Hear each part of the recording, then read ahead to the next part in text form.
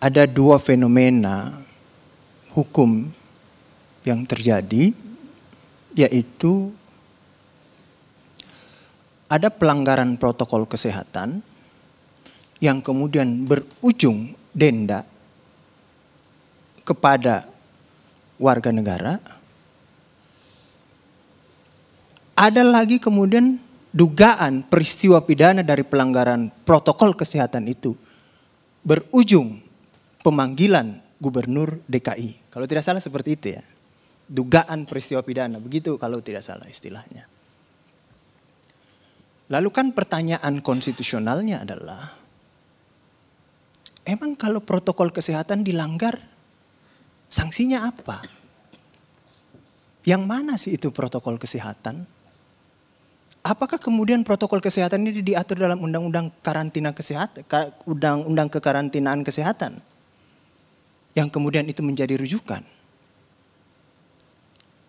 Bacaan saya adalah, nampaknya yang kita perdebatkan ini tidak ada dalam undang-undang karantina kesehatan. Kalau soal misalnya pakai masker, jaga jarak, dilarang berkumpul, di maulid enggak ada dalam undang-undang karantina kesehatan. Berarti kalau tidak ada, adalah undang-undangnya memang menyimpan sesuatu yang ketidakjelasan. Lalu kita ribut semua di situ. Nah, sesuatu yang tidak jelas dalam undang-undang memang menimbulkan potensi keributan di mana-mana. Akan ada ketimpangan, yang ini di sini, yang ini di sini, maka dia akan bandulnya tidak stabil. Sedangkan yang jelas sekalipun, maka kemudian itu belum tentu juga bisa stabil timbangannya. Apalagi memang undang-undang karantina kesehatan ini nampaknya tidak mengatur secara clear apa yang kita perdebatkan soal ini semua.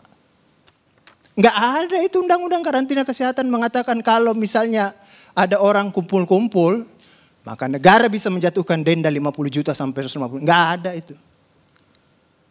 Di situ tidak ada. Apalagi bilang dia harus masuk penjara dipidana, nggak ada. Kalau dia tidak pakai masker, tidak jaga jarak, nggak ada. Bahwa negara bisa malakin warga negara, kalau misalnya dia tidak pakai masker, maka bupati bisa menjatuhkan sanksi, ambil duitnya. Nggak bisa, Pak. Gubernur bisa menjatuhkan sanksi, buat pergub aja, kita berikan sanksi dia. Ambil 250 ribu duitnya, jatuhkan sanksi di tempat. Pakai Satpol PP. Enggak ada, Pak. Melanggar semua dong. Melanggar, Pak, semua. Gitu.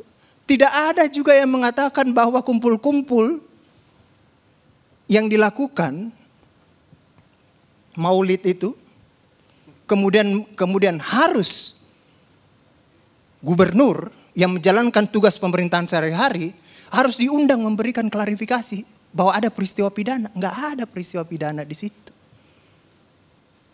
Yang ada adalah peristiwa pemerintahan di situ. Sehingga bayangan saya, kalaupun mau dipanggil, Mendagri lah yang panggil. Kalaupun mau dipanggil di situ, tidak ada peristiwa pidana di situ. Lalu kenapa ini semua terjadi? Karena kita tidak pernah mau duduk bersama untuk mendiskusikan, ada suara-suara sayup yang tidak terdengar soal COVID-19 ini.